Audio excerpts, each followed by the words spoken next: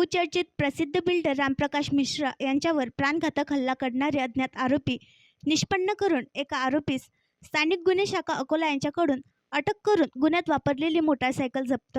दिनांक 30 ऑगस्ट 2024 रोजी फिर्यादी जखमी नामे रामप्रकाश मिश्रा वय 55 वर्ष राहणार माधवनगर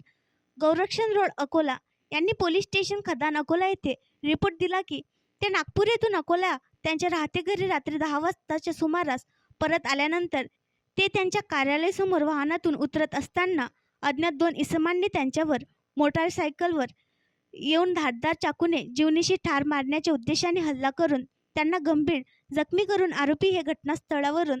पळून गेले. अशा फिर्यादीच्या रिपोर्टवरून पोलीस स्टेशन खदान अकोला येथे अपराध नंबर 628/24 कलम 109(3)(5) भाण्यासह गुन्हा नोंद असून तपासावर आहे. सदर गुन्ह्यात आरोपी अज्ञात असल्याने माननीय पोलीस अधीक्षक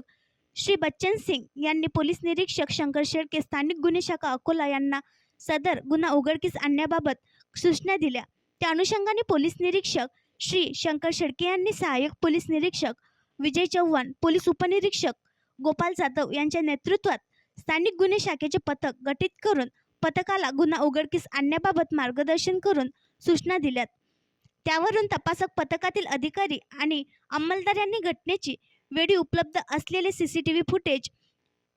तसेच गोपनीय बातमीदार यांचा वापर करून गुन्ह्याचा तपास करून त्यामध्ये जखमी नामे रामप्रकाश मिश्रा यांच्यावर हल्ला करणारा इसम नामे पवन विठ्ठल कुंभलकर वय 31 वर्ष राहणार श्रीकृष्ण भगवान चौक वार्ड क्रमांक 2 कनान जिल्हा नागपूर याने त्याच्या साथीदार यांच्यासह गुन्हा केल्याचे निष्पन्न करून आरोपी नामे पवन विठ्ठल कुंभलकर वय 31 वर्ष राहणार श्रीकृष्ण भगवान चौक वार्ड क्रमांक 2 कनान जिल्हा नागपूर याचा पाठलाग तसेच सापळा रचून त्यास ताब्यात घेऊन सदर गुन्ह्याबाबत विचारपूस केली असता त्याने त्याचा सोबतीसह गुन्हा केल्याची कबुली देऊन गुन्ह्यात वापरलेली एक काळ्या रंगाची बजाज पल्सर गाडी विना नंबरची ताब्यात घेतली असून आरोपीस मुद्देमालासह पोलीस स्टेशन खदान येथे पुढील तपासकामी देण्यात येत असून पुढील तपास सुरू आहे. सदरची कारवाई ही माननीय पोलीस अधीक्षक श्री बच्चन सिंग साहेब यांच्या मार्गदर्शनाखाली स्थानिक गुन्हे शाखा अकोला यांनी केली.